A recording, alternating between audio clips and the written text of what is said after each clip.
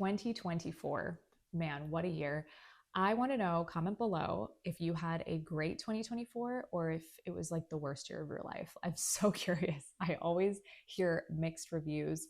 For me, it was a very bittersweet year. I had a lot of beautiful memories throughout this year that I really enjoyed living through. And then at the same time, another part of me is so excited about 2025 and just having a fresh start to the year. And a new year means new content. So if you guys are new to the channel, welcome. I want to send a big warm welcome to you guys. I'm Juliana. I'm a fashion stylist, designer, and content creator. And my entire channel is fashion and style based. And in today's video, we're going to have a lot of fun with reviewing all of my best and worst purchases of 2024. The things that I absolutely loved and never would regret buying, and then the things that I absolutely hate and just really regret with all of me. I have some clothes. I have a lot of fragrance because I love fragrances. So I have a few luxury perfumes, contemporary handbags, designer shoes, and more. And so if you guys enjoy this video, I would really appreciate it if you gave it a like. And now, without further ado, let's get into my purchases. Okay, so the first product I really want to rave about is the Hourglass Veil Translucent Powder. This has been such a game changer in my makeup. And this is also coming from someone who loved the original formulation of the Laurent Mercier translucent powder. So if you've been looking for a really good translucent powder, maybe your skin got too accustomed to the Laurent Mercier one, you want to switch to something just as good, if not better, this is it. I loved the travel size so much that I went ahead and bought this one for my everyday makeup desk. And then what happened was I loved this, right? But before I had purchased these, here is a purchase I really regret. So I had a gift card to Sephora and I was in LA and I had forgotten my translucent powder. And so I had heard that Laura Mercier came out with a translucent talc-free version, which I much prefer to one with talc, obviously. And so I don't know if it was my mistake, if someone can clarify this below. I bought the translucent honey powder from Laura Mercier. And to be honest with you, I really hate the color. It is atrocious. It doesn't blend in with my makeup quite well. It's a little too yellow. It's too warm. I don't like this banana-like color. I like something much more clear and translucent like my veil powders. It's an instant difference. You can tell that this truly is a veil-like powder to finish off your makeup versus the other one has a color tint to it that I just really don't enjoy. So I don't mind the formulation, but there was just something about the color and the finish of this that it was just such an impulsive buy. I needed something to set my makeup with, and I don't think I'll ever purchase this again. The next item is Tom Ford's Electric Cherry.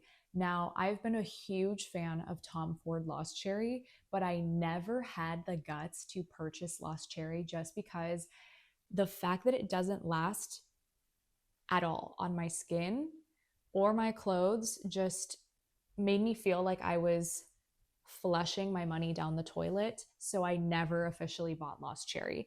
When I smelled Electric Cherry for the first time, I knew I had to have it. I'm going to plug in the notes. I did already do a quick mention of this on my birthday video. If you recall, if you're someone who follows the channel, I definitely spoke about this. This is an amazing nighttime fragrance. It's delicious.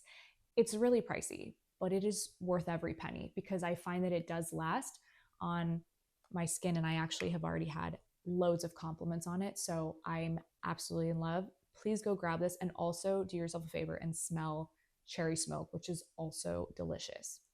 Next fragrance is Tamarindo by Memo Paris. And this is a beautiful line of fragrances. I love that their packaging and their bottles have pictures and art inspired by different places in the world. So obviously this one's Tamarindo, so it's very tropical looking. And when I first smelled this, I fell in love with it. It has notes of pineapple. It has other very tropical notes.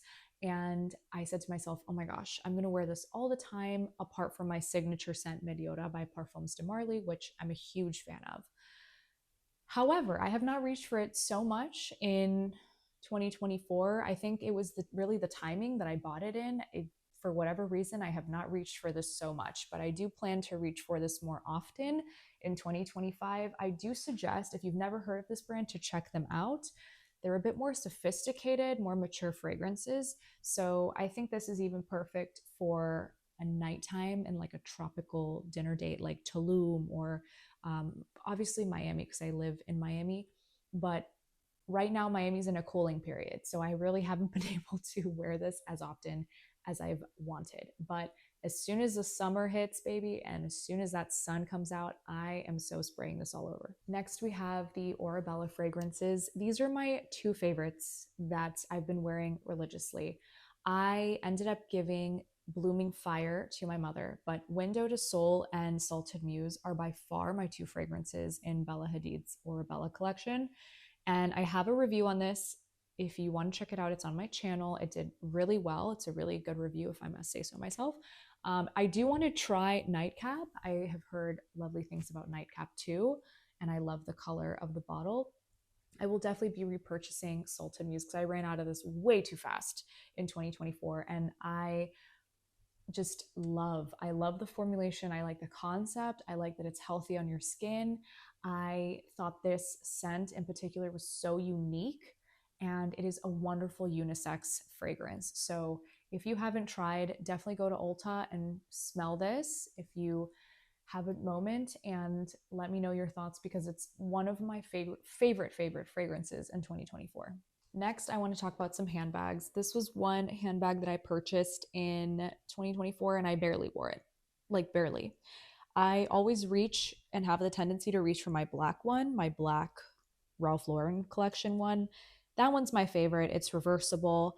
I think when I bought this, I was just thinking that I needed a light neutral work tote bag, which I do, but I always wear realistically the black one more often than I do this. I have not even put anything in it. I haven't worn this.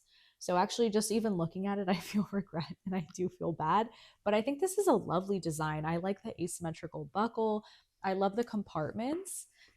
Like, look how fabulous these compartments are for pens. It keeps your bag super organized. I might have to start wearing this. I think it's lovely for the spring, and maybe that's why I haven't reached for this as much, but I do wear a lot of black, and that's probably why, if I were to guess, why I haven't worn this. The next bag is my Strathberry woven basket bag. My diehard favorite woven basket bag in the world of luxury handbags is and are the Prada ones. Prada, in my opinion, have the best basket bags, but I can never justify the price or pull the trigger on them because I just find basket and anything woven so delicate. And I've had friends even invest in the Loewe basket bags, and they're so delicate. I've seen them ripped apart. They're so tricky to fix. So I really wanted something sturdy. So when I found this one, I actually thought not only the price point was great, but the structure of how thick the woven material is really great quality. And this is by a brand called Strathberry. If you haven't heard of them, I'm going to tag this bag and many more down below. I'm actually a really big fan of Strathberry bags. So this is the basket bag with the ivory leather. On the inside, however, this is the tricky part about this handbag. It does not come with this. I added this dust bag for security reasons and also to protect maybe any delicate items of clothing or things that I have to put inside the bag. So I actually put my valuables in here, and obviously using this pouch for like card holders, etc. And I love this bag. It's one of my favorite purchases. I just have the same problem that I did the other one. I don't wear it enough, and I need Miami to get warmer. Now let's talk my favorite subject in school, clothes. So this year I bought this Gracie satin top by ALC. This is one of my favorite tops by far that I wore in 2024, so much that I also decided to buy her in black. And this is one of those tops, ladies, that if you're feeling bloated or not that great, you know what I'm talking about. When you're not feeling your best and you don't want to wear something super tight, but you still want to be polished up, wear something flattering, this is a wonderful go-to top with a pair of jeans, a skirt. I mean, you name it. The options are endless. I love the like asymmetrical lace detail. I decided to go one size up because the lace on this extends in a way where as to where if I bought the size 4, the lace wouldn't be longer and I wanted it to be quite long. So this is a wonderful top. I've already worn this a couple of times. I would say the black one is wonderful. This is a great dinner date top, but then also I've worn it out to dinner with like a girlfriend of mine, just as, just for a casual dinner with some denim. This is a wonderful go-to top. They make amazing luxury basics. And I actually had the privilege to meet Andrea Lieberman, who's the creator of ALC, at her Miami Design District store. And that was an iconic moment for me because I don't think she even knows how much I love her or the brand. So it was a very brief meetup, but I'm a big fan of the brand. And this top is actually on sale right now at Neiman Marcus. So get your hands on it because it's amazing. So this skirt actually goes with the Gracie top that I just showed in white. This is ALC's matching skirt. It's gorgeous. It has a couple of darts in the back to make it a lot slimmer and more fitted on the waistline, and it has a beautiful slit in the back as well. The elastic is super comfortable. When I saw the full white look online, I was like, I need to have it. So this I bought in 2024 just as in case I have a white party coming up in 2025, or in case I ever need to dress in all white, this will be my go-to outfit. I think it's always nice to have neutral colored satin slip skirts. And so this will definitely be one that I'll be wearing. This is also really long, so it makes it a lot more formal and a lot more elegant. How often will I be wearing this? I don't know. But do I regret it? Not really. Next up is this cardigan by J. Crew. This was an impulse buy because I purchased it out of necessity. I was freezing at work. I decided to go into J. Crew on a lunch break and get this. The fit between the extra small and small were really strange. I didn't love the fit on this. This works for someone who's petite because what happened was the extra small, which I decided on keeping, was perfect in the waist, torso, but then the sleeves are a bit short, as to where I literally went back to the store after buying it to just compare once more on the small if the sleeves were any longer, and the sleeves were not longer. So I don't love that. I like for my sleeves to look according, to my proportions, obviously. And because it's cashmere, what I also want to note is that no matter if it's super expensive cashmere like Lafayette 148 or 100% cashmere by J. Crew, it's gonna pill the same way. So cashmere is really sensitive to pilling. It's a little bit used. You can see the pilling here, but that's pretty natural for 100% cashmere pieces in general. So it really doesn't matter. I paid probably $120 for this, and the price is fine. It's like the general standard price that you're gonna pay for a cashmere sweater and cardigan. But the fit for me and overall, as a purchase, I give this a 5 out of 10. In December, another purchase I made was these Rag & Bone Rhinestone jeans. I wore them once to a holiday party and they looked fabulous. They looked so good. The quality of Rag & Bone jeans, you guys, is amazing. The only thing with them is remember to size one size down. They tend to run big on the larger side, but look how sparkly and blinding this jean is. I mean, it's super pretty. I feel like if you're not a dress person, if you do a jean like this with a nice satin or silk blouse, you can pull it off wearing it to a cocktail party, a holiday party, like I said. So I did wear this once in December, but it is one of those things that I am gonna give 10 out of 10 because I think I'm going to get so much use out of it in 2025 in general. Okay, last but not least, 2 bikinis from my favorite brand ever for bikinis, swimwear, cover-ups. I think they do such a beautiful job with their custom prints, their aesthetic. It's called By D, and I got 2 really beautiful bikinis from them last year. I got this yellow one, and then I believe the model or the name of the top is called the Mykonos top. So it looks like this all together. This is a high-rise semi-cheeky bottom. It's not too cheeky, which I like. I wore this once in 2024. It's very flattering. The fabric is a little bit rough on the skin, just a teeny bit, nothing crazy. But they always have the most beautiful designs. And I know I'm gonna wear this so much. I just did a trend video and filmed it. uploaded it for you guys last week, and yellow is apparently the color of 2025. So I'm gonna use that as an excuse to rewear this in 2024. I also got this gorgeous one. This is beautiful. I love the bottom. I love the print. And I got it in the same top. I tend to buy the same model in multiple colors if it's very flattering. So again, it looks like this all together.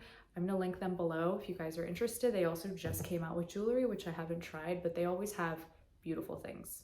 Okay, on to shoes, which you know I love these because you've seen them in a million of my videos and I posted them so much on my Instagram. The Valentino Vlogo patent leather burgundy pumps. They're so comfortable.